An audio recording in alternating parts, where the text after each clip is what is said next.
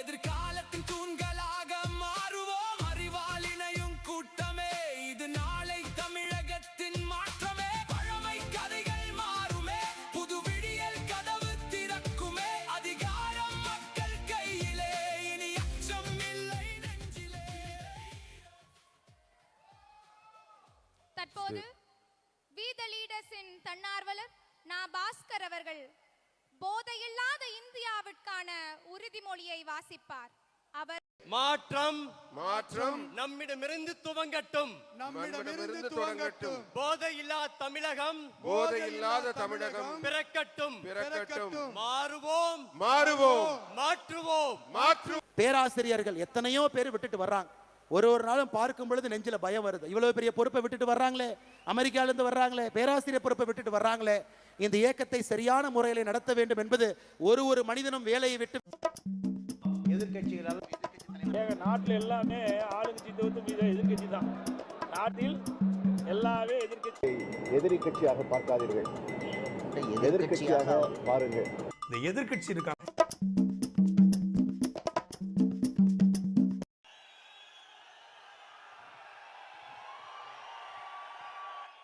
அடுத்ததாக we the leaders அமைப்பின் செயலி உங்களுக்காக அறிமுகப்படுத்தப்பட இருக்கிறது.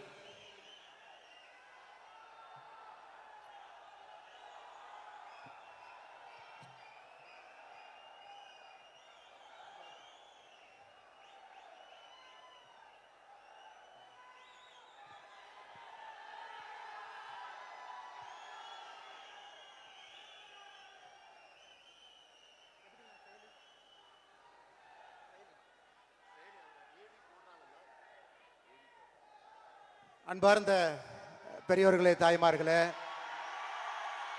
இந்த பொள்ளாச்சி மண்ணில் ஒரு பெரிய எதிர்பார்ப்போடு, ஒரு நம்பிக்கையோடு எல்லோரும் தலைவர்களாக, சாமானிய மனிதர்களாக, சமமானவர்களாக இங்கே நின்று கொண்டிருக்கின்றோம். இது ஒரு மாவட்டத்தில் நடத்தப்படக்கூடிய இந்த மாதத்திற்கான போதை விழிப்புணர்வு மாநாடு மட்டும்தான். ஆனால் உங்களை எல்லாம் பார்க்கும் பொழுது, உங்களுடைய நம்பிக்கையை பார்க்கும் பொழுது, பொள்ளாச்சியில் மட்டும்தான் இந்த மாநாடு நடக்குதுன்னு சொல்லி இருந்தாலும் கூட எல்லா பக்கத்திலிருந்தும் கூட ஒரு பெரும் எதிர்பார்ப்போடு, பெரும் அன்போடு நாங்களும் இருக்கின்றோம் என்று சொல்வதற்காக மட்டுமல்ல, நாங்களும் தலைவர்களாக பணி செய்வோம், சமுதாயத்தை மாற்றுவோம் என்று வந்திருக்கக்கூடிய வி த லீடர்ஸ் அமைப்பினுடைய எல்லா தலைவர்களுக்கும் என்னுடைய நெஞ்சார்ந்த நன்றிகளை, வாழ்த்துக்களை இந்த நேரத்தில் தெரிவித்துக் கொள்கின்றேன். அருமை சொந்தங்களே, அருமை சொந்தங்களே, இது ஒரு சாதாரண நிகழ்வு அல்ல, சாதாரண நிகழ்வு அல்ல. ஒரு அரசியல் கட்சி ஒரு மாநாடு போடும் பொழுது தலைவர்கள் இருப்பார், புகைப்படம் இருக்கு, இவங்க தான் இவங்களுக்கான பொறுப்புன்னு எல்லாமே இருக்கு. எந்த பொறுப்பும் யாருக்கும் கிடையாது. எனக்கு தலைமை சேவகன் என்கின்ற பொறுப்பு 2020 இருந்து அந்த அமைப்பில் இருக்கின்றேன். 2025 ஜூன் 5ஆம் தேதியிலிருந்து வந்திருக்கக்கூடிய தலைவர்களுக்கு இன்னும் பொறுப்பும் இல்லை. எல்லாருமே தன்னார்வ குழு, தன்னார்வ நண்பர்கள், தன்னார்வ தலைவர்கள். ஆனாலும் கடந்த ஒரு மாத காலமாக எந்த எதிர்பார்ப்பும் இல்ல, வீடு வீடாக ஏறி இறங்கி ஒரு இடத்திலும் கூட இந்த ஜூலை மாதத்திற்கான போதை தடுப்பு விழிப்புணர்வை எல்லா இடத்திலும் பேசிக் கொண்டிருக்கின்றீர்கள். இன்னைக்கு எந்த தலைவர்கள் என்று அறிமுகப்படுத்தாம எல்லோரும் இங்கே வந்து தலைவர்களாக அமர்ந்திருக்கின்றீர்கள். இந்த நிகழ்வை பொள்ளாச்சியில பார்க்கும் பொழுது எதற்காக இந்த இயக்கத்தை நாம் ஆரம்பித்தோமோ 50 விழுக்காடு அந்த பாதையை தாண்டி விட்டோம் என்கின்ற நம்பிக்கை எனக்கு வந்திருக்கிறது. 50 விழுக்காடு தாண்டி விட்டோம். சகோதரிகளை பார்க்கும் பொழுது, தாய்மார்களை பார்க்கும் பொழுது, கல்லூரி மாணவர்களை பார்க்கும் பொழுது, ஏன் நாம் பேசிட்டு இருக்கும் பொழுது மேல ஒரு கல்லூரி மாணவர் எல்லோரும் அந்த போதை விழிப்புணர்வு அந்த பிளட்ஜ் எடுத்தாங்க. அதற்கான நம்ம எல்லோரும் எந்திரிச்சு அதற்காக நாம் இதயத்திலிருந்து சொன்னோம், இதை நாங்கள் பின்பற்ற போறோம். ஒரு மாணவன் மட்டுமே, கிரீஷ் என்கின்ற மாணவன் மேடையில் பார்த்தீங்கன்னா அந்த 12 பேர்த்துல அழுது கொண்டிருந்தான். நான் அங்கிருந்து பார்த்தேன். அந்த தம்பி கிட்ட கேட்டேன், என்ன தம்பி, ஏன் தம்பி அழுதுங்க அப்படின்னு வரும்பொழுது, அண்ணா அந்த மாநாட்டிற்கு மேலே வருவதற்காக இங்கே நின்று கொண்டிருந்தேன், என்னுடைய தந்தை இறந்து விட்டார் என்கின்ற செய்தி எனக்கு இப்ப தாங்க நான் கிடைச்சது, 10 நிமிஷத்துக்கு முன்னாடி கிடைச்சது. ஆனாலும் நான் இந்த மாநாட்டிற்கு, வி த லீடர்ஸ் இதற்கு போதைக்கு எதிரான அந்த விழிப்புணர்வு பேரணிக்கு மாநாடுக்கு நான் இங்கே வந்து கலந்து கொண்டுவேன் என்று கலந்துட்டு இருக்கேன். ஏன்னா எங்க அப்பாவும் ஒரு விதத்தில் குடிக்கு அடிமானவர் தான். அதனால இதிலிருந்துனாவது மக்கள் மீண்டு வெளியே வர வேண்டும் என்கின்ற எண்ணத்துல தானா நம் மேடையின் மீது வந்து பங்கேற்று விட்டு இறங்கி கொண்டிருக்கின்றார். இதை பார்த்த பிறகு இந்த மனிதன் அல்லவா தலைவன் என்கின்ற எண்ணம் நமக்கு வரலீங்களா? எப்படிப்பட்ட ஒரு தலைவன் ஒரு துயரமான நேரத்தில் மேடையில் நின்று கொண்டிருக்கின்றார். அந்த துயரத்தை காட்டாம மேடையில் 5 நிமிடம் இதற்கான பிளட்ஜ் எடுத்துக்கிறார். அதனால கிரீஷனுடைய தந்தை எல்லாம் வல்ல இறைவனுடைய நிழலிலே சென்று இளைப்பாறட்டும், அவருடைய ஆன்மா சாந்தி அடையட்டும். கிரீஷ் இன்னும் வலிமையான ஒரு பெரிய தலைவராக தமிழ்நாட்டு மக்களுக்கு பல விதத்தில் பணியாற்றுவதற்கு ஆண்டவன் அந்த வாய்ப்பை கொடுக்கட்டும் என்று எல்லாம் வல்ல இறைவன் இந்த நேரத்தில் வேண்டிக்கிறோம். அருமை சொந்தங்களே, ஜூன் 5ஆம் தேதி 12 மணிக்கு நாம சொன்னோம், வி த லீடர் என்கின்ற அமைப்பு இது ஒரு அரசியல் இயக்கம், ஒரு மக்கள் புரட்சி. கீழிருந்து ஆரம்பித்து ஒரு மனிதனும் நான் தலைவன் என்கின்ற இருமார்ப்போடு சமுதாயத்தில் இருக்கக்கூடிய பிரச்சனையை கண்டுபிடித்து அதற்கான தீர்வை அரசு கொடுக்க வேண்டும் என்று எதிர்பார்க்காம நானே ஒரு தனி மனிதனாக அந்த தீர்வில் பங்கெடுப்பேன், பாடுபடுவேன் என்கின்ற எண்ணத்தை விதைக்க வேண்டும் என்பதற்காக ஆரம்பிக்கப்பட்ட அமைப்பு. இன்னைக்கு சரியாக 38வது நாள். 38 நாள்ல 19 லட்சம் பேர்த்தை தாண்டி இதுல வந்து இணைந்திருக்கின்றார்கள். ஐயா, இதுவரைக்கும் நான் யாருக்குமே தொலைபேசியில போன் போட்டு யாருக்குமே, எல்லா தலைவர்களுக்கும் இங்க இருக்கிறவங்க யாருக்குமே இந்த வி த லீடர்ஸ் அமைப்புல வந்து இணைங்கன்னு யாருகிட்டையுமே சொல்லல. ஏன் சொல்லவில்லை என்றால், இது என்னுடைய குடும்ப கட்சி கிடையாதுங்க, என்னுடைய அமைப்பு கிடையாது, இது என்னுடைய குடும்பத்துக்கு சொந்தமானது அல்ல, இது உங்களுக்கு சொந்தமானது. அதனால்தான் ஜூன் 5ஆம் தேதியிலிருந்து ஒரு கொள்கையிலே உறுதியாக இருக்கின்றேன். இந்த அமைப்பை பொறுத்தவரை நானும் ஒரு தன்னார்வலர் தான். எல்லோரும் சேர்ந்து ஒரு குடும்பமாக இருக்கும் பொழுது மட்டும்தான் நாம் எதிர்பார்க்கக்கூடிய அந்த நேர்மையான சமுதாயம் பிறக்கும் என்கின்ற ஒற்றை நம்பிக்கை. எனக்கு எந்த அழைப்பும் இல்லாம இத்தனை பேர் வந்திருக்கிறீங்கனாவே தமிழ்நாட்டில் நல்லவங்க இருக்கிறாங்க, நல்லது பேசுறாங்க, நல்லது செய்வதற்கு தயாராக இருக்கின்றார்கள், வாய்ப்புக்காக மட்டும் காத்து கொண்டிருக்கின்றார்கள் என்பது பொள்ளாச்சியில வி த லீடர்ஸ் அமைப்பினுடைய இந்த மாநாடு நமக்கு பறைசாற்றுகிறது. அருமை சொந்தங்களே, அதனாலதான் நிறைய பேர் சொல்லுவாங்க, இதற்கு முன்பான இருந்த கட்சியாக இருக்கட்டும் எல்லாம் அண்ணே போன் பண்ணி இவங்களை கூப்பிடுறாங்க அவங்களை கூப்பிடுறாங்க. யாரையுமே நான் கூப்பிட போவது கிடையாதுங்க, நீங்களும் கூப்பிடாதீங்க. நம்முடைய வேலையின் மூலமாக மக்கள் நம்ம கிட்ட வரணும், நம்ம வேலையை பார்க்கணும். எங்கேயோ மர வைக்கிறாங்க, ஏதோ ஒரு இடத்துல போதை விழிப்புணர்வுக்கு எதிராக நிற்கிறாங்க, பெண்கள் பாதுகாப்புக்காக போராடுறாங்க, இளைஞர்களுடைய நலனுக்காக நின்று கொண்டிருக்கின்றார்கள், இளைஞர்களுக்கு பயிற்சி முகாம் நடத்துறாங்க. இதையெல்லாம் தமிழ்நாட்டு மக்கள் பார்த்து அவர்களாக நம்மோடு வந்து வி த லீடர்ஸ் குடும்பத்தில் இணைந்து இணைந்து இணைந்து 50 லட்சம் என்கின்ற எண் வரும் பொழுது தமிழ்நாட்டு மக்கள் நம்மை அழைக்கின்றார்கள் என்கின்ற பொருள் அது.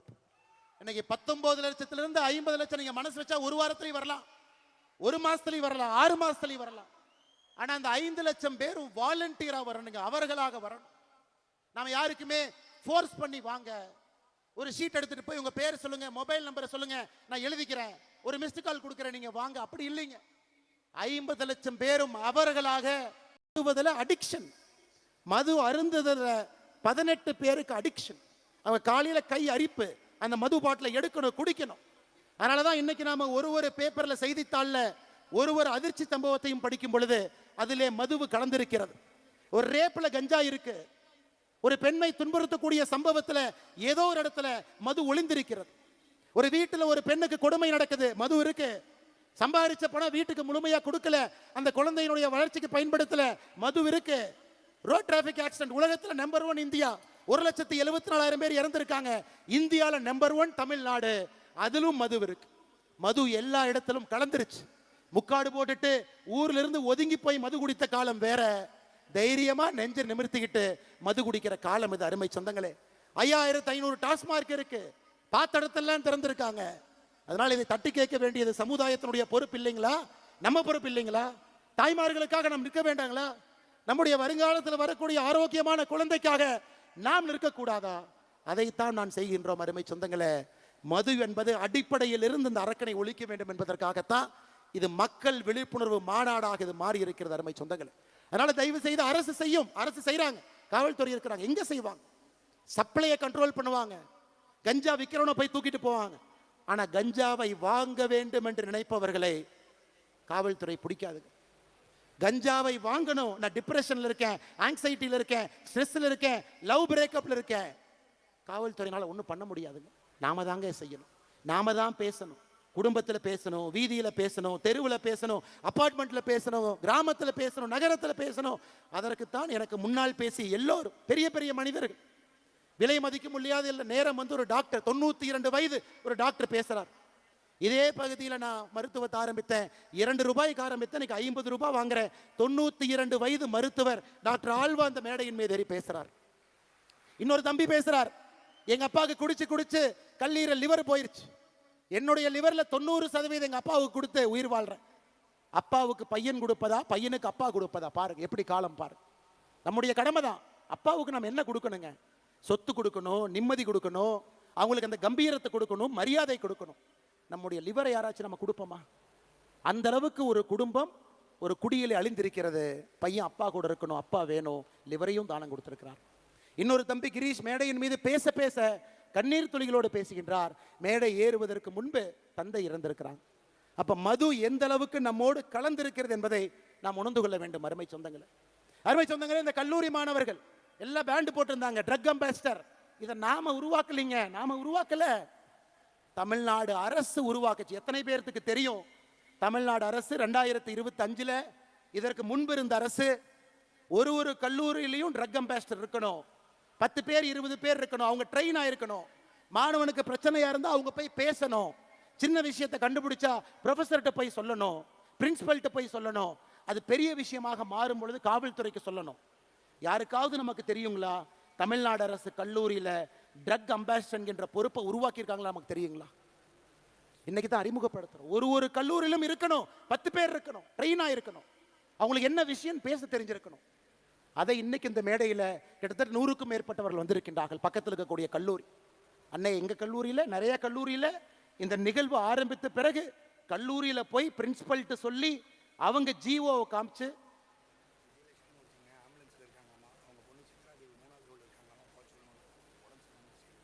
சித்ராதேவி சகோதரி நீங்கள் 3வது ரோலில் இருக்கீங்க, உங்களுடைய அம்மா விஜயலட்சுமி அவங்க வால்பாறையை சார்ந்தவர், ஆம்புலன்ஸில் இருக்கிறாங்க, கொஞ்சம் நீங்கள் வெளியே போகணும். நீங்கள் எங்கே இருந்தாலும் கை தூக்குங்க, நம்ம வாலண்டியர்ஸ் வந்து உங்களை கூட்டிகிட்டு போயிடுவாங்க. சித்ராதேவி 3வது ரோல முன்னாடி இருக்கீங்க, சித்ராதேவி இருக்கீங்க, கொஞ்சம் தயவு செஞ்சு உங்களை கை மட்டும் தூக்குங்க, நம்ம வாலண்டியர்ஸ் அங்கே வருவாங்க. அம்மா உங்களுக்கு உதவிக்கு தேவைப்படுறாங்க, நீங்கள் கொஞ்சம் வேகமாக போகணும். இன்னைக்கு கல்லூரியில் போய் மாணவர்கள் சண்டை போட்டு தமிழ்நாடு அரசு சொல்லியிருக்கிறாங்க ஒரு ட்ரக் அம்பாசிடர் பொறுப்பை உருவாக்குங்க. அது போன்ற வந்தவர்கள் அதைத்தான் நம்ம பண்றோங்க, புதுசாக எதுவும் பண்ணல. இருப்பதை இன்னும் சிறப்பாக, செம்மையாக, இன்னும் ஆழமாக இந்த அமைப்பு எடுத்து செல்ல வேண்டும் என்கின்ற ஒற்றை நோக்கத்தில் நம்ம வந்திருக்கோம். நிறைய பேர் கேட்பாங்க, என்ன டிவிக்கு அரசு வந்துருச்சு, என்னண்ணே பிரஸ்ஸையே பார்க்கல, 2 வேலை வெளுத்துடுங்கண்ணே, 2 பேசுங்கண்ணே. எல்லாருக்கும் ஒன்று தாங்க சொல்லுவேன், ஐயா 2026 1,68,00,000 பேர் ஓட்டு போட்டு எனக்கு இவர் வேண்டும், இந்த கட்சி வேண்டும் என்று தேர்ந்தெடுத்திருக்கிறார். அதற்கு மரியாதை கொடுக்க வேண்டியது நம்முடைய கடமை. இவங்கெல்லாம் ஏதோ ஒரு 10 வருஷம் 5 வருஷம் 20 வருஷம் இவங்கெல்லாம் எம்எல்ஏ கிடையாதுங்க. தடுமாறி அரசியல்ல வந்து இன்னைக்கு எம்எல்ஏ ஆனவங்க தான் பல பேர். டிவிக்கேல எல்லா அமைச்சர்களும் முதல் முறை அமைச்சர்கள், அண்ணன் செங்கோட்டையன் அவர்களை தவிர எல்லாரும் ஃபர்ஸ்ட் டைம். கொஞ்சம் தடுமாறத்தான் செய்வாங்க. தடுமாறும் பொழுது ஒரு நல்ல சமுதாயமாக இருந்தால் தூக்கி பிடிச்சுதான் விடணுமோ தவிர கீழே அழுத்தக்கூடாது என்பதில் தெல்ல தெளிவாக இருக்கின்றோம். ஏன்னா இந்த நம்முடைய வீதி லீடர்ஸ் அமைப்பு என்பது, இங்க வந்திருக்கக்கூடிய வாலண்டியர்ஸ் நாம் எல்லோருமே மூர்க்கத்தனமாக அதிகாரத்தை பிடிப்பதற்காக நம்ம வரல. ஆணவத்தோடு நாம் இந்த அமைப்பு ஆரம்பிக்கலைங்க. பவருக்கு வரணுங்கிற ஒரே குறிக்கோளுக்காக நாம் இங்க இல்லைங்க. நல்ல சமுதாயத்தை, தமிழகத்தை உருவாக்க வேண்டும் என்கின்ற ஒற்றை நோக்கத்தில் தான் இந்த அமைப்பும் இருக்கும், நம்முடைய அரசியலும் இருக்கும். அதில் எந்த மாற்று கருத்தும் இல்லை. அதனால தான் நம்ம பல இடத்துல பேசுறோம். அண்ணே, இனி விஜய் சாரனை கூப்பிடுவோம், சிஎம் சாரனை கூப்பிடுவோம். சிஎம் சார் ஒரு ஆர்டர் போடுறார், ஒரு வழிபாட்டு ஆலயங்களாக இருக்கட்டும், கல்லூரிகளாக இருக்கட்டும், அங்கிருந்து 500 மீட்டருக்குள்ள எந்த டாஸ்மாகாக இருந்தாலும் நாங்கள் மூடுவோம். 717 டாஸ்மார்க்க மூடுறோம்னு சொன்னாங்க. நாம செய்த கள ஆய்வில் ஒரு இடத்திலும் இன்னும் நூற்றுக்கணக்கான டாஸ்மார்க் 500 மீட்டருக்குள்ள இருக்கு. அதையும் நாம் ஒரு தீர்மானமாக சொல்லி இருக்கின்றோம். இதையும் நீங்க பேசுங்க. ஆனால் நம்மை பொறுத்தவரை இந்த அமைப்பு மூலமாக ஒரு அரசுக்கு அழுத்தத்தை கொடுக்க வேண்டும் என்று சொல்வதை விட ஆரோக்கியமான அரசியலை செய்து அந்த அரசுக்கு வலியுறுத்தணும்.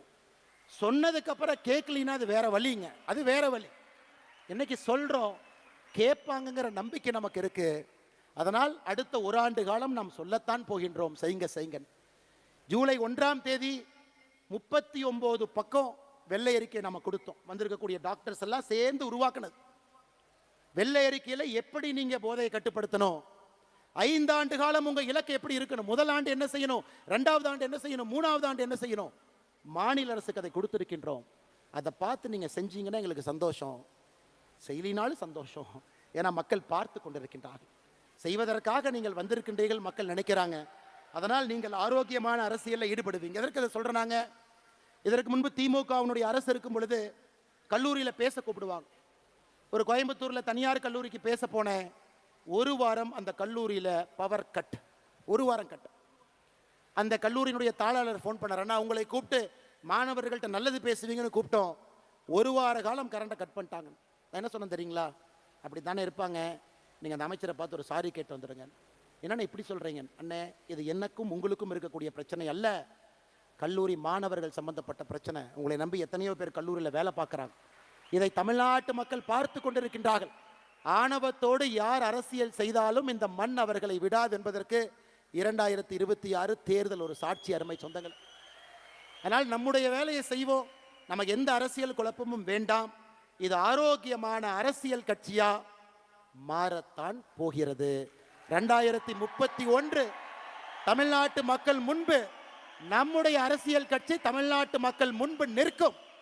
ஆரோக்கியமான அரசியலுக்காக நிற்போமோ தவிர அற்ப அரசியலுக்காக, அதிகாரம் வேண்டும் என்கின்ற அரசியலுக்காக, ஒரு மனிதனை கீழே தள்ள வேண்டும் என்கின்ற அரசியலுக்காக இன்னும் பெட்டரா காட்டுவோம், பெட்டரா கொடுப்போம், பெட்டரா சொல்லுவாங்க, இன்னும் பெட்டரா செய்வோம், பெட்டரான தலைவர்களை அறிமுகப்படுத்துவோம், நல்ல மனிதர்களை கீழிருந்து பிடிச்சிட்டு மேலே கூட்டிட்டு வருவோம். மக்கள் அந்த வாய்ப்பு நமக்கு கொடுக்கத்தான் போறாங்க. அதனால் எதை பற்றியும் கவலை உங்களுக்கு வேண்டாம் அருமை சொந்தங்களே. அடுத்த 6 மாத காலம் நம்முடைய இலக்கு தெளிவு. 6 மாத காலம் என்ன செய்ய வேண்டும் என்பதிலும் தெளிவாக இருக்கின்றோம். அதை நாம் செம்மையாக செப்பனே செய்வோம். பாரதிய ஜனதா கட்சி நான் சார்ந்திருந்த கட்சி. பாரதிய ஜனதா கட்சியிலிருந்து நிறைய தொண்டர்கள், தலைவர்கள் இங்கே வந்திருக்கிறாங்க. நிறைய கட்சியிலேருந்து வந்திருக்கிறாங்க, அதிமுகவிலிருந்து வந்திருக்கிறாங்க, திராவிட முன்னேற்ற கழகத்திலிருந்து நிறைய தலைவர்கள் முன்னாடி இருக்கிறாங்க, எல்லா கட்சியிலிருந்து வந்திருக்கிறாங்க. சமீபத்தில் எனக்கு ஒரு கட்சியிலிருந்து வெளியே வருவது, ஏன்னா இந்த மேடையில் பேசணும், நான் எங்கேயும் பேசவே இல்லைங்க. ஒரு கட்சியிலிருந்து வெளியே எதற்காக வருகின்றோம்? அந்த கட்சியின் மீது கோபம் ஒரு பக்கம், ஆமாம். அந்த கோபத்தை எப்படி காட்டணும், அதுக்கு ஒரு பொறுப்புணர்ச்சி வேண்டும், ஆமாம். இன்னும் பெட்டரா தமிழ்நாட்டு மக்களுக்கு இன்னும் சிறப்பாக செய்யக்கூடிய ஒரு பாதை இருக்கும் பொழுது அந்த பாதையை தேர்ந்தெடுக்கிறோம். யாரை பற்றியும் 38 நாட்கள் தவறா பேசல. அப்ப சில திமுக நண்பர்களுக்கு சந்தேகம், அப்ப பிஜேபியினுடைய பி டீம் தான் இந்த அண்ணாமலையா? ஏன்னா வெளியே வந்தா திட்டணுமே, யாரையுமே திட்டலையே. இந்நேரம் மோடியை பத்தி 2 வார்த்தை திட்டியிருந்தா தானே மற்றவங்க எல்லாம் வருவாங்க, ஏன் திட்டாம இருக்காரு? ஐயா, அடிப்படையில் உங்களை போல் நானும் எளிய குடும்பத்தை சார்ந்த, விவசாய குடும்பத்தை சார்ந்த நாம் யாருமே வெளியே வரும் பொழுது ஒரு பழிச்சொல்லை சொல்லி வெளியே வரமாட்டோம். ஐயா, இன்னொரு பாதை இருக்கு, இந்த பாதையில போறோம், மக்களுக்கு நல்லது செய்யறோம். இப்போ அடுத்த கேள்வி, அண்ணாமலை நீ தேசியவாதியா? இருமார்புடன் சொல்வேன், நான் ஒரு தேசியவாதி. இந்தியனா தமிழனா? எதுக்கு இதுல பிரச்சனை? இந்தியன் என்பதிலே எப்பொழுதும் ஒரு கர்வம். அந்த இந்தியாவில் தமிழ்நாடு முதன்மை மாநிலமாக வர வேண்டும் என்பதற்காகத்தான் இந்த போராட்டம். இல்ல நீங்க ஃபெட்னால போய் ஒன்று பேசுனீங்களே, ஏதோ இப்படி பேசுனீங்களே, அப்படி பேசுனீங்களே. இன்னைக்கும் நான் சொல்றேங்க, என்னுடைய மதம், நான் ஒரு ஹிந்து. திருநூறு வைக்கிறேன், பொட்டு வைக்கிறேன், குங்குமம் வைக்கிறேன்.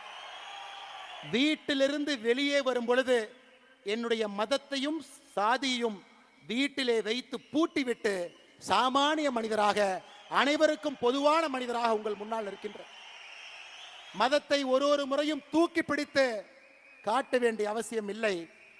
நான் ஒரு ஹிந்து மதத்தில் வீட்டில் வச்சு பூட்டிட்டு வெளியே வந்தாவே, உண்மையான ஹிந்து அனைவரையும் சமமாக பார்ப்பான், அனைவரோடும் சமமாக இருப்பான், யாரும் பெரிது யாரும் சிறிதென்று பேச மாட்டான், அனைவரும் ஒரே நேர்கோட்டு பாதையில் செல்ல வேண்டும் என்று சொல்வான். அதாங்க என்னுடைய ஹிந்து தத்துவம். இல்ல கரூர்ல இனாம் நிலத்தை கொடுத்துட்டாங்க, 3000க்கு மேற்பட்ட ஏக்கரை கொடுத்துட்டாங்க, அதை நீங்க டிவிகே அரசுக்கு சப்போர்ட் பண்ணி அறிக்கை விட்டுருக்கீங்க, அப்ப நீங்க கோயிலுக்கு எதிரானவரா, ஹிந்து விரோதியா? விஜயநகர பேரரசு காலத்திலிருந்து இனாம் நிலம் என்பது அந்த ஊர்ல கோயில்ல வேலை செய்யறவங்களுக்கு அரசு கொடுத்தது. பூ விற்கிறவங்க, கோயில் இருக்கக்கூடிய பண்டார சகோதரர்கள், நாதஸ்வரம் வாசிக்கிறவங்க, தவில் வாசிக்கிறவங்க, அவங்களுக்கு கொடுக்கப்பட்ட நிலம்.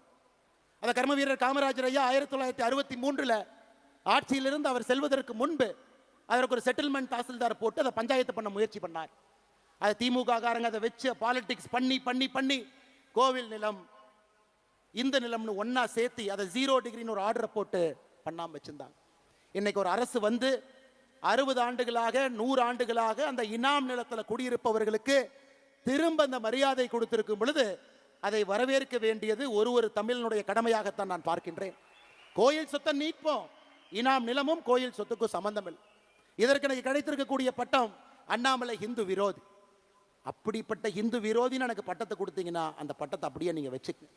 இதே ஹெச் ராஜா அண்ணன் கரூர்ல அக்டோபர் 2024 வந்து இனாம் நிலத்தை மக்களுக்கு கொடுக்க வேண்டும் என்று சொன்னார். அவர் இந்து விரோதி அல்ல. எடப்பாடி பழனிசாமி அண்ணன் அவர்கள் அனைத்து இந்திய அண்ணா திராவிட முன்னேற்ற கழகத்தினுடைய தேர்தல் அறிக்கை 2026 இனாம் நிலத்தை வசிப்பவர்களுக்கு கொடுக்க வேண்டும் என்று சொன்னார். அவர் இந்து விரோதி கிடையாது. ஆனா இன்னைக்கு நியாயமா நேர்மையா ஒரு மக்களுக்கு இருக்கக்கூடிய மக்களுக்கு அது செல்ல வேண்டும் என்றால் இந்து விரோதி. அதனாலதான் இந்த இடத்துல எத்தனையோ இடத்துல கிறிஸ்தவர்கள் இருக்கிறாங்க, இஸ்லாமியர்கள் இருக்கிறாங்க. அருமை சொந்தங்களே, இன்னைக்கு நான் அறுதியிட்டு தெளிவாக உங்களுக்கு நான் கோடிட்டு இந்த அமைப்பினுடைய ஒரு தன்னாளராக நான் சொல்லுகின்றேன். மதம் என்பது இந்த அமைப்புக்கு வெளியே, சாதி என்பது இந்த அமைப்புக்கு வெளியே. ரைட் ஹேண்டு லெஃப்ட் ஹேண்டு இந்த சாதி மதத்தை வைத்து இத்தனை காலம் அரசியல் செய்து பட்டது போதும். உங்கள் மதம் உங்களுக்கு பெரிது, என் மதம் எனக்கு பெரிது. அதை வீட்டிலே பூட்டி விட்டு வெளியே வரும் பொழுது அனைவருக்கும் பொதுவான சமமான ஒரு தமிழனாக, ஒரு இந்தியனாக, ஒரு மனிதனாக நம்முடைய வாழ்க்கை இருக்கட்டும் அருமை சொந்தங்கள். ஏன்னா இன்னைக்கு கோடிட்ட வேண்டியது நாம் இந்தியன் என்பதிலே பெருமிதம், அதில் எந்த மாற்று கருத்து வேண்டாம். அந்த அரசியலுக்குள்ள நம்ம போக வேண்டாம், அந்த அரசியல் நமக்கு வேண்டாங்க. அந்த சாக்கடை அரசியலுக்குள்ள நம்ம போக வேண்டாம். தமிழன் என்று சொன்னால் இந்தியனுக்கு எதிரியா, இந்தியன் என்று சொன்னால் தமிழுக்கு எதிரியா? நமக்கு அந்த அரசியல் வேண்டாம். நம்முடைய அரசியல் என்பது ஒருங்கிணைந்த இந்திய அற்புதமான இந்த நாட்டில், பாரத நாட்டில் முதன்மையாக தமிழகத்தை மாற்றுவதற்காகத்தான் இந்த அமைப்பு, அதற்காகத்தான் நம்முடைய உழைப்பு, அதற்காகத்தான் உங்களுடைய உழைப்பு, இந்த இயக்கம். அருமை சொந்தங்களே, நாம தலைவர்களை கண்டுபிடிக்கணும், உங்களை மேல கொண்டு வரணும். உங்களுக்கான பிளாட்ஃபார்ம் இது. எத்தனையோ பேர் வாய்ப்பு இல்லாம இருக்கிறீங்க. தயவு செய்து நம்முடைய வீத லீடர்ஸ் அமைப்பை முழுமையா நீங்க பயன்படுத்தணும். ஒரு சிறு வேலை செய்தாலும் பெரு வேலை செய்தாலும் எந்த எதிர்பார்ப்பும் இல்லாம செய்யுங்க. மகாத்மா காந்தி 1924 ஒரே முறை காங்கிரசினுடைய தலைவர், ஒரே முறை. அதன் பிறகு காங்கிரஸ் கட்சி பொறுப்பிலே இல்லை. ஆனா மகாத்மா காந்தி சுதந்திரம் வாங்கி கொடுத்தாரு, இந்தியாவினுடைய தலையெழுத்தை மாத்தினார். அதனால் பொறுப்பு என்பது அது வரும். பொறுப்பு என்பது ஒரு அடையாளம். பொறுப்பு என்பது ஒருங்கிணைப்பதற்கு தேவைப்படக்கூடிய ஒரு கருவி. பொறுப்பு என்பது பிரச்சனை இல்லாம ஒரு 100 பேர்த்து ஒரு இடத்துல உட்கார வைக்க வேண்டிய தேவைக்கு ஒரு ஆர்கனைசேஷனல் ஒரு எம்பளம் மட்டும்தான். ஆனா பொறுப்பே இல்லாம வீத லீடர்ஸ் தன்னாளர் எந்த எதிர்பார்ப்பும் இல்லாம 50 லட்சம் மரம் வைக்கணும்னு சொல்லியிருக்காங்க. நம்ம ஊர்ல மரம் வைப்போம். இந்த பொள்ளாச்சியில் இதற்கு முன்பு 15 ஆண்டுகளுக்கு முன்பு இந்த சாலையில போனீங்கன்னா பக்கத்துல 2 புளிய மரம் இருக்கும். புளிய மரத்தை வெட்டியாச்சு. அடுத்த மாதம் புளிய மரத்தை வைப்போம், திரும்ப அதை வளர்த்துவோம். நம்ம காலத்துல வளரலினா கூட குழந்தைகள் காலத்துல அந்த புளிய மரம் வளர்ந்து இருக்கட்டும். அவன் செஞ்சிருந்தானா வீத லீடர்ஸ் அமைப்பினுடைய தன்னால். நம்ம காலத்துல வச்சு நம்ம காலத்திலேயே புளியங்காயை பொறிச்சு நம்ம காலத்திலேயே சாப்பிடலாம். நமக்கு அது வேண்டாம். நம்ம செய்யக்கூடிய எத்தனையோ தீர்வுகள் அடுத்த தலைமுறைக்கு அது உதவியாக இருக்கும், அதையும் செய்வோம். எத்தனையோ தீர்வுகள் நம்முடைய தலைமுறைக்கு உதவியாக இருக்கும், அதையும் செய்வோம். அன்பு சொந்தங்களே, அருமை சொந்தங்களே, நாம் தெளிவாக இருக்க வேண்டும். யார் நம்மை பிரித்தாலும் கூட சேவை என்கின்ற ஒரு வார்த்தையில நாம் இணைந்திருக்கின்றோம். தமிழகத்தினுடைய மாற்றம் என்கின்ற வார்த்தையில் இணைந்திருக்கின்றோம். பெண்களுடைய முன்னேற்றம் என்கின்ற வார்த்தையில் இணைந்திருக்கின்றோம். இது எல்லாவற்றையும் தாண்டி இந்த வீத லீடர்ஸ் அமைப்பு it is an biggest experiment. இந்தியாவில் இந்த மாதிரி நடந்ததே இல்லை. போட்டோ இருக்கும், கட் அவுட் இருக்கும், தலைவர் ஒருத்தர் இருப்பாங்க, 10 தலைவர் இருப்பாங்க. அப்படித்தான் ஒரு இயக்கம் கட்சி நடந்திருக்கிறது. India against corruption, Anna Hazare, Aravind Kejriwal, Manish Sisodia, அத்தனை பேர். இந்தியாவில் ஒரு இயக்கம் வெற்றிகரமாக அந்த கஷ்டமான காலத்தை தாண்டி அரசியல் கட்சியாக உருவாக்கி அது 50 ஆண்டு 60 ஆண்டு அரசியல் கட்சியாக இருந்து படிப்படியாக சேவை செய்த சரித்திரம் இந்திய மண்ணில் இல்லை. அதை நாம் உடைக்கப் போகின்றோம் அருமை சொந்தங்களே. இந்த அமைப்பு அதை உடைக்கப் போகிறது. நல்ல தலைவர்களை, தன்னாளர்களை கீழிருந்து பொறுக்கி எடுத்து அவங்களுக்கு அந்த வாய்ப்பு கொடுத்து, தலைமை பண்பு கொடுத்து, கீழே விழும்பொழுது கைப்பிடித்து தூக்கிவிட்டு அவர்களுக்கான மேடையை கொடுத்து அவர்களை மக்கள் முன்பு நிற்க வைத்து வேட்பாளர்களாக மக்களுடைய ஓட்டை அவர்களுக்கு கொடுக்க வைத்து அவர்களை அமைச்சர்களாக சட்டமன்ற உறுப்பினர்களாக பாராளுமன்ற உறுப்பினர்களாக அழகு பார்த்து அவங்க மக்களுக்கு சேவை செய்ய வேண்டும் என்பதற்காகத்தான் இந்த அமைப்பு. அதனால யாருக்கும் எந்த சந்தேகம் வேண்டாம், இது அரசியல் கட்சியாக மாறப்போகிறது, எந்த டவுட் யாருக்கு வேண்டாம். We the leaders அரசியல் கட்சியாக மாறக்கூடாதுன்னு நீங்க நினைச்சீங்கன்னா அதிகாரத்திற்கு வந்து நேர்மையானவர்கள் நாணயமானவர்கள் அமரும் பொழுது மட்டும்தான் அரசியல் அதிகாரத்தில் மாற்றம் நடக்கும். நம்ம சாமானிய மனிதர்களாக வேலை செய்யறோம். அதனால சரியான நேரத்தில் அது மாறும், சரியான எண்ணிக்கை வரும் பொழுது மாறும், சரியான தலைவர்கள் உள்ளே வரும் பொழுது மாறும். இன்னைக்கு அது மாறாது. இன்னைக்கு நமக்கு பணிகள் நிறைய இருக்கு, நிறைய வேலைகள் இருக்கு. அக்டோபர் 15ஆம் தேதி ஏபிஜே அப்துல் கலாம் ஐயாவுடைய பிறந்த நாள். கோயம்புத்தூர்ல ஏபிஜே அப்துல் கலாம் ஐயா centre for ethics and politics October 15 2026 திறக்கப்படும். நான் தேதி அன்னைக்கு சொல்றேன். ஓராண்டுல அடுத்த அக்டோபர் 15 முடிவதற்கு முன்பு 1,50,000 பேர் அதிலே பயிற்சி பெற்றிருப்பார்கள். இன்னைக்கு நம்ம சொல்றோம், செஞ்சு காட்டுறோம். அடுத்த 6 மாத காலம் இத்தனை சமுதாய பணியை நாம் செய்ய போகின்றோம், அதையும் செய்ய போறோம், மக்கள் பார்க்க போறாங்க. ஆனால் அருமை சொந்தங்களே, நம்முடைய வேலை பெருசுங்க, நிறைய இருக்கு, நிறைய வேலைகள் இருக்கு. கிராம கிராமமா போகணும், மக்களை பார்க்கணும், நிறைய விஷயங்களை பேசணும்.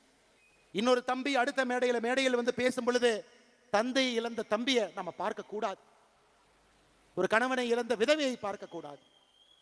தப்பான முறையில மதுவின் மூலமாக போதையின் மூலமாக ஒரு பெண்ணின் மீது கை வைத்த ஒரு சமுதாயம் தமிழ் சமுதாயம் என்கின்ற பெயர் நம்முடைய தலைமுறையிலே அளிக்கப்பட வேண்டும். அருமை சொந்தங்களே, அதற்கு எல்லாம் நீங்க போராட வேண்டும் என்று அன்போடு இந்த நேரத்தில் சொல்லிக் கொள்வதோடு மட்டுமல்ல, இது தயவு செய்து என்னுடைய அன்பான வேண்டுகோள். மறுபடியும் நான் சொல்றேன், அண்ணாமலை கட்சி, அண்ணாமலை இயக்கம் சத்தியமா கிடையாது.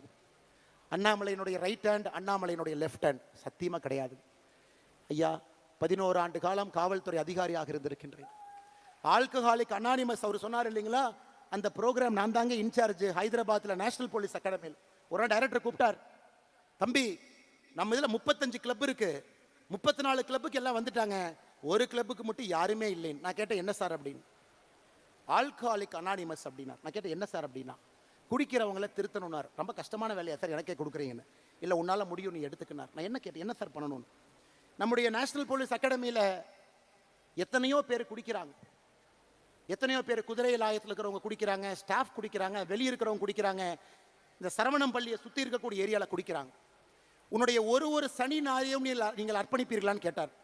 நான் சொன்னேன் சார், திங்கள் செவ்வாய் புதன் வியாழன் வெள்ளி ட்ரைனிங், கடுமையான ட்ரைனிங்.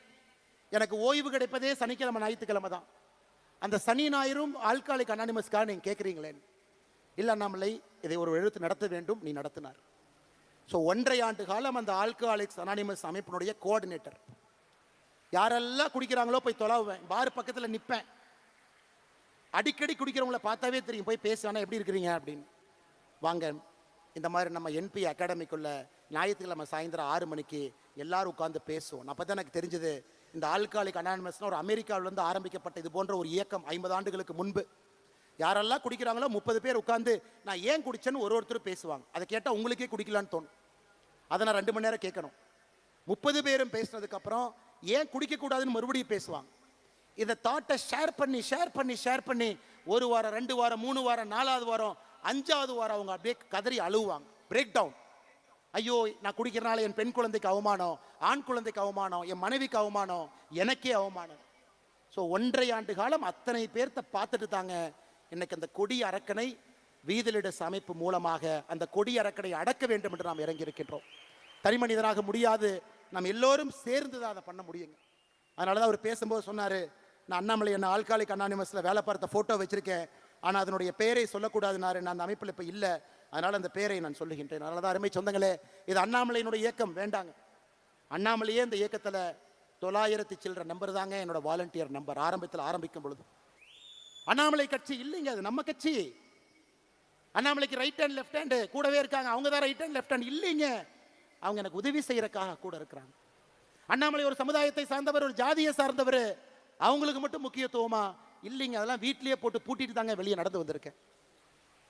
காவல்துறையினுடைய உடையை போட்ட அந்த உடம்பு சாதி மதத்தை எல்லாம் தாண்டி நிற்கக்கூடிய உடம்பு.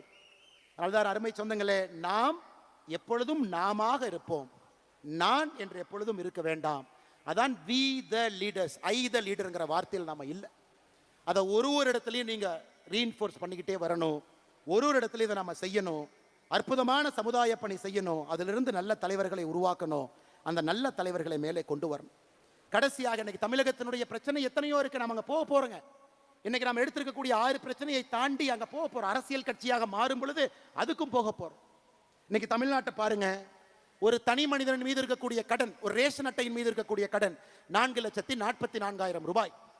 10 லட்சம் கோடி கடன், 2.25 லட்சம் கோடி ரேஷன் கார்டு கணக்கு போடுங்க. 4.25 லட்சம் கோடி ஒரு ரேஷன் கார்டில் கடன் இருந்தா பிரம்மாவே வந்தாலும் கூட தமிழ்நாட்டை காப்பாற்ற முடியாது. வேறு விதமா வேலை செய்யணும். இல்லாட்டி கடங்கார மாநிலமாக இந்த ஆண்டு டிவிக்கு அரசு, நான் சொல்ற எழுதி வச்சுக்கங்க, 85,000 கோடிக்கு குறையாம தான் கடன் வாங்க போறாங்க. நான் சொல்றது நீங்க எழுதி. அடுத்த ஆண்டு டிவிக்கு அரசு 80,000 கோடிக்கு குறையாம தான் கடன் வாங்க போறாங்க. டிவிக்கு அரசு முடியும் பொழுது கடன் 14 லட்சம் 15 லட்சம் கோடி இருக்கத்தான் போகுது. நீங்க பாரு. அதை நாம் சரி செய்யணும். நல்ல தலைவர்களை, தேர்ந்தவர்களை கொண்டு வந்து உட்கார வைக்கணும். நம்முடைய பொறுப்பு அங்க இருக்குதுங்க. எத்தனை பேர் 12வது முடிச்சுட்டு கல்லூரிக்கு போறாங்க? 2020 50% கல்லூரிக்கு போனாங்க. இந்தியாவிலேயே நாம தான் நம்பர் 1 கிராஸ் என்ரோல்மெண்ட் ரேஷியோ, 50% உயர்கல்வி. இன்னைக்கு அது 46ஆக மாறி இருக்கிறது. அதுவும் பிரச்சனை, சரி பண்ணணும். 2024-25 அரசு பள்ளியில 45 லட்சம் பேர் படிச்சாங்க. இன்னைக்கு அது 40 லட்சமா குறைஞ்சிருக்கு. அரசு பள்ளி பக்கம் யாருமே போறதில்லை. அதை சரி பண்ணும். இன்னைக்கு தமிழ்நாட்டில் சராசரியாக ஒரு நோயாளிக்கு சிகிச்சைக்கு தேவையான பணம் 44,535 ரூபாய். இங்க டாக்டர் இருக்காங்க. இந்தியாவில் தனியார் மருத்துவமனையில் சிகிச்சைக்கு அதிகமாக பணம் கொடுக்கக்கூடிய ஒரு மாநிலம் நம்முடைய தமிழகம். இந்தியா 33,000 கொடுக்குறாங்க, நம்ம 43,000 கொடுக்குறோம். அப்ப தமிழ்நாட்டில் நம்முடைய ஆட்சி வரும் பொழுது அரசு ஆரம்ப சுகாதார நிலையத்தில் வேர்ல்டு கிளாஸ் அதில் இருக்கணும். மெடிசன் இருக்கணும். அரசு பள்ளிகள் வேர்ல்டு கிளாஸா இருக்கணும். அரசு பள்ளிகள் வேர்ல்டு கிளாஸா இருக்கணும். இதெல்லாம் நம்முடைய நோக்கமா. நம்ம போக போறோம். இன்னைக்கு போலீங்க, போக போறோம். நம்மளை ரெடி பண்ணி தலைவர்களை உருவாக்கி தலைவர்களுக்கு அந்த பண்பை கொடுத்து அவங்கள ரெடி பண்ணிட்டு நம்ம போகும் பொழுது இந்த பிரச்சனையை நம்ம சால்வ் பண்ற மாதிரி கரெக்டா போவோம். போன ஆண்டு மட்டுமே தமிழகத்தில் 365 நாள்ல 357 நாள் எக்ஸ்ட்ரீம் வெதர், அதிக சூடோ அதிக மழையோ. 357 நாள் தமிழகத்தில் எக்ஸ்ட்ரீம் வெதர். எப்படி இந்த தமிழ்நாட்டில் மக்கள் வாழ முடியும் இந்த வெயில்ல? பொள்ளாச்சி விட்டுருங்க, ராமநாதபுரத்தை பத்தி பேசுவோம், கரூரை பத்தி பேசுவோம். அதற்கு தான் 50 லட்சம் மரம் நாம வைக்க போறோம் அடுத்த மாசம். அந்த மரம் நமக்கு பயன்படுதோ இல்லையோ, இன்னும் 10 ஆண்டுகள்ல அடுத்த தலைமுறைக்கு அது பயன்படும். அருமை சொந்தங்களே, இது எல்லாம் கூட நம்முடைய கடமை, நம்முடைய வேலை. அதனால் நமக்கு பெரிய பிரச்சனையும் தெரியும். அது போவதற்கு முன்பு சிறிய பிரச்சனையை சரி பண்ணுவோம், பக்குவப்படுத்துவோம், தலைவர்களை உருவாக்குவோம். இந்த தலைவர்களை அங்க கொண்டு போகும் பொழுது பெரிய பிரச்சனையை தீர்க்கக்கூடிய சாமர்த்தியமும் புத்திசாலித்தனமும் அறிவும் அவர்களுக்கு கொடுத்து ஆட்சியில கொண்டு போய் அந்த குரூப் உட்கார வைப்போம். அது நிரந்தரமான தமிழகத்தில் ஒரு மாற்றம் வரும். அதற்காக நாம் உழைப்போம் என்று சொல்லி, அருமை சொந்தங்களே, நம்முடைய நோக்கம் என்ன? நிறைய பேர் கேட்கிறாங்க. மெய்யான சமூக நீதி, உண்மையான சமூக நீதி, போலி சமூக நீதி கிடையாது. மெய்யான சமூக நீதி, நிலையான வளர்ச்சி. எல்லா மக்களுக்கும் வளர்ச்சி போகணும். எல்லா மக்களுக்கும் நிலையான வளர்ச்சி போகணும். வேளாண்மை எழுச்சி. இன்னைக்கு விவசாயத்தை யாருமே பண்ண முடியாதுங்க. வேளாண்மையை திரும்ப முக்கியத்துவம் கொடுத்து கொண்டு வரணும். பண்பாட்டு மீட்சி, தமிழன் என்கின்ற அடையாளத்தை இந்திய வரைபடத்துக்குள்ள மீட்டெடுக்க வேண்டிய கட்டாயம் இருக்கு. பண்பாட்டு மீட்சி, ஆட்சியிலே புரட்சி, அதுக்கு இன்னும் நேரம் இருக்குது. அதனால ஒரு ஸ்டெப்பா அதை நோக்கி போவாங்க. மெய்யான சமூக நீதி ஆரம்பித்து நிலையான வளர்ச்சி சென்று வேளாண்மை எழுச்சியை செய்து பண்பாட்டு மீட்சியை நடத்தி ஆட்சியிலே புரட்சி செய்வதற்கு இந்த அமைப்பை பயன்படுத்துவோம். வந்திருக்கக்கூடிய எல்லோருக்கும் இந்த நேரத்தில் நெஞ்சார்ந்த வாழ்த்துக்களை, வணக்கங்களை தெரிவித்து, நல்லவர்களாக, நல்ல மனிதர்களாக தனிப்பட்ட முறையில் நாம் நம்முடைய நடத்தையில் அந்த மாற்றத்தை காட்டுவோம். வீட்டை மாற்றுவோம், தெருவை மாற்றுவோம், சமுதாயத்தை மாற்றுவோம். அருமை சொந்தங்களே, எந்த எதிர்பார்ப்பும் இல்லாமல் வந்திருக்கக்கூடிய எல்லோருடைய பாதத்தை தொட்டு வணங்கி நன்றி தெரிவித்து, தூரத்தில் போறவங்க கொஞ்சம் மெதுவா போங்க, தயவு செஞ்சு மெதுவா போங்க. நீங்க அரை மணி நேரம் 1 மணி நேரம் லேட்டா போனாலும் பிரச்சனை இல்லை. தூரத்தில் இத்தனை ஆயிரம் பேர், வெளியின்னு அத்தனை ஆயிரம் பேர், ரோட்ல அத்தனை ஆயிரம் பேர் பார்க்கிங்ல இருக்காங்க. நான் வருவதற்கே 1 மணி நேரம் தடையாகத்தான் வந்தேங்க. அதனால தயவு செய்து கொஞ்சம் மெதுவா, ஆரோக்கியமா, எந்த பிரச்சனை இல்லாம நீங்க வீட்டுக்கு போய் சேர்ந்தீங்க அப்படிங்கிற தகவல் வந்தால் மட்டும்தான் இன்று இரவு சத்தியமாக நான் தூங்குவேன் என்பதையும் உங்களுக்கு நான் சொல்லிக்கிறேன். சமூக வலைதளத்திலேயோ செய்தியிலேயோ இந்த மாநாட்டுக்கு வந்த எல்லோரும் பத்திரமா அவங்க போயிட்டாங்க. அதையும் உங்களுடைய பொறுப்பு. தயவு செய்து நீங்கள் அதை செய்ய வேண்டும் என்று சொல்லி, மிகச் சிறப்பாக இந்த நிகழ்ச்சியை ஒருங்கிணைத்து நடத்தியிருக்கக்கூடிய யாருடைய பெயரையும் சொல்லக்கூடாது, உண்மைதான். ஆனாலும் சில தன்னார்வலர்கள் முயற்சி எடுத்து செய்திருக்கின்றார். அருமை சகோதரர் வசந்தராஜன் அவர்களாக இருக்கட்டும், சந்திரசேகர் அவர்களாக இருக்கட்டும், இந்த பகுதியினுடைய எல்லா தன்னார்வ நண்பர்களாக இருக்கட்டும், பத்திரிகை நண்பர்கள் பெரும் அளவில் வந்திருக்கிறாங்க. ஏன்னா அவங்களுக்கே இது புதுசு. அரசியல் கட்சி அறிவிக்க போறாங்களா, ஒரு மாவட்ட மாநாடு தானே, ஏன்னா இத்தனாயிரம் பேர் வந்திருக்கிறாங்க, அவங்க எந்த விளம்பரமும் எதுவுமே பண்ணலையே, எதையும் இல்லாம வந்திருக்காங்களேன்னு பார்ப்பதற்காக வந்திருக்கக்கூடிய நல்ல பத்திரிகை நண்பர்கள் எப்பொழுதும் நம்மோடு துணை இருக்கக்கூடியவர்களுக்கும் இந்த நேரத்திலே நெஞ்சார்ந்த வாழ்த்துக்களை வணக்கங்களை தெரிவித்து, வந்திருக்கக்கூடிய எல்லா தலைவர்கள், சகோதரிகள், குழந்தைகள், பெரியவர்கள், முன்னாள் சட்டமன்ற உறுப்பினர்கள், முன்னாள் பாராளுமன்ற உறுப்பினர்கள், மருத்துவர்கள், பேராசிரியர்கள், எத்தனையோ பேர் விட்டுட்டு வர்றாங்க. ஒரு நாளும் பார்க்கும் பொழுது நெஞ்சில பயம் வருது. இவ்வளவு பெரிய பொறுப்பை விட்டுட்டு வர்றாங்களே, அமெரிக்கால இருந்து வர்றாங்களே, பேராசிரியர் பொறுப்பை விட்டுட்டு வர்றாங்களே, இந்த இயக்கத்தை சரியான முறையில் நடத்த வேண்டும் என்பது ஒரு மனிதனும் வேலையை விட்டுவிட்டு சாமானிய மனிதனாக நம்மிடம் வரும் பொழுது இன்னும் நமக்கு அது பயத்தையும் பாசத்தையும் பொறுப்பையும் அது நமக்கு கொடுக்குது. வந்திருக்கக்கூடிய எல்லோருக்கும் நன்றி தெரிவித்து, நிறைய குழந்தைகள், கல்லூரி மாணவர்கள் பத்திரமாக நீங்களும் செல்ல வேண்டும் என்று சொல்லி, எங்களோட காவல்துறை நண்பர்கள் பாதுகாப்புக்கு வந்தவங்களுக்கு அந்த போலீஸ் ஆஃபீஸர் பட்டன்லாம் கிழிஞ்சு நின்று இருக்கார் ஐயா. காவல்துறை நண்பர்கள் எல்லோரும் பாதுகாப்பு கொடுத்த ஐயா. நிறைய பேர் சொல்றாங்க அண்ணாமலை Z+ பாதுகாப்பு வச்சிருக்கான். என்னைக்கு நான் பாரதிய ஜனதா கட்சியிலிருந்து வெளியே வந்தேனோ அன்னைக்கே மத்திய அரசு கடிதம் எழுதி Z+ பாதுகாப்பை திரும்ப எடுத்துக்கொள்ளுங்கள் என்று கடிதம் எழுதி விட்டேன். அதனால அவங்க என்ன எடுத்துக்காம இருக்கிறாங்க, நானும் பயன்படுத்தாம இருக்கிறேன். ஏன்னா சாமானிய மனிதனாக எல்லா பணியும் செய்யும் பொழுது மட்டும்தான் உங்களுக்கு என் மீது தனிப்பட்ட முறையில் ஒரு நம்பிக்கை வரும் என்கின்ற இலக்கணமாக நான் நிற்க வேண்டும் என்று நிற்கின்றேன். அதனால் எல்லோருக்கும் மறுபடியும் இந்த பஞ்சாயத்தினுடைய இந்த நடக்கக்கூடிய பஞ்சாயத்து ஆச்சிப்பட்டி பஞ்சாயத்து தலைவர் வந்து சேர்ந்துட்டாரு, துணைத் தலைவர் வீதிலிடத்தில் சேர்ந்துட்டாரு, செயலாளர் சேர்ந்தாச்சு, பக்கத்து பஞ்சாயத்தில் இருக்கிறவங்க எல்லாம் சேர்ந்தாச்சு. நான் என்ன அவங்கள பார்க்க கூட இல்லை. ஏன்னா அந்த அமைப்பின் மீது இருக்கக்கூடிய நம்பிக்கையில எங்கே சென்றாலும் உள்ளாட்சி பிரதிநிதிகள் பெரும் படையாக வருகின்றார்கள்.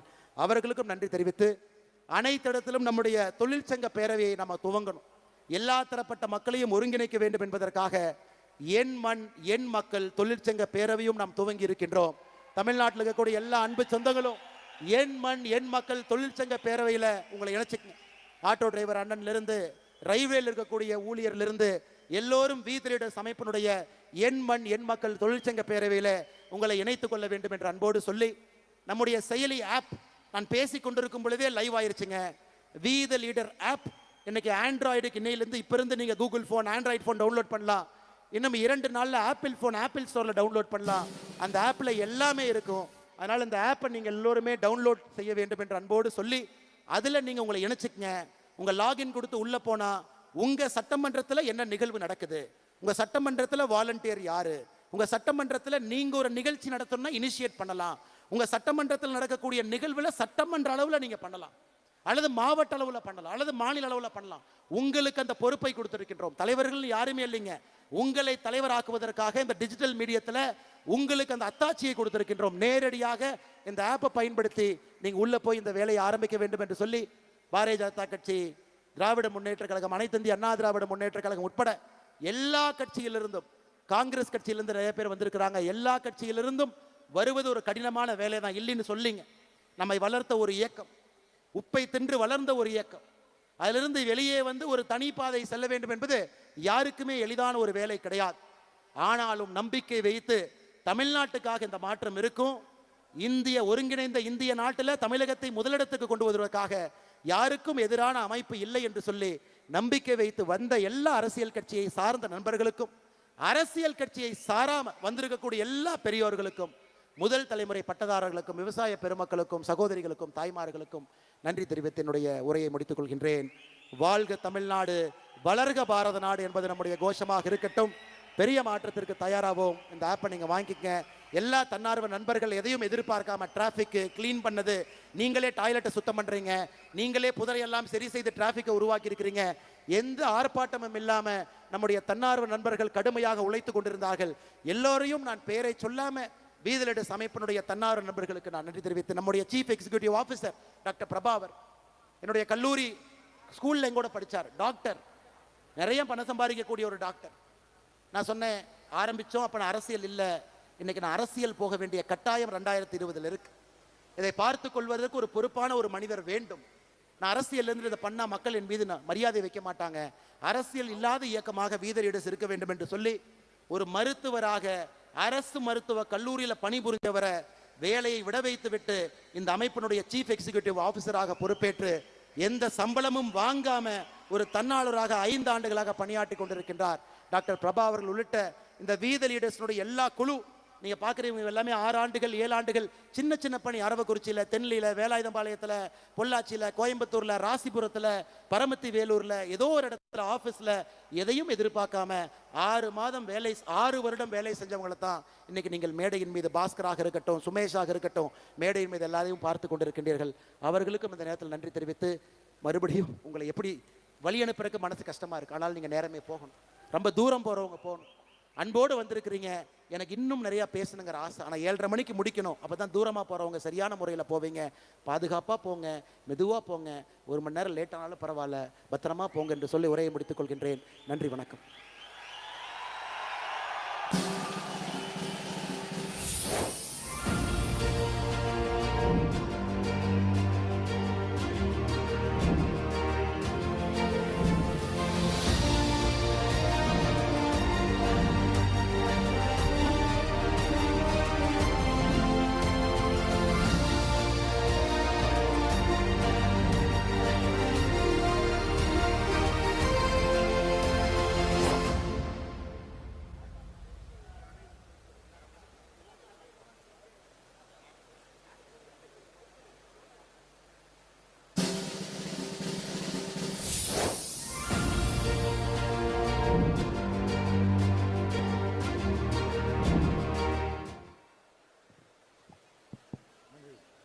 நன்றி உரை. பெரும் மதிப்பிற்குரிய பெரியோர்களே, அன்பு சகோதர சகோதரிகளே, மாணவ செல்வங்களே, அனைவருக்கும் என் பணிவான வணக்கம். இன்று இங்கே நாம் கூடியிருப்பது எதற்காக?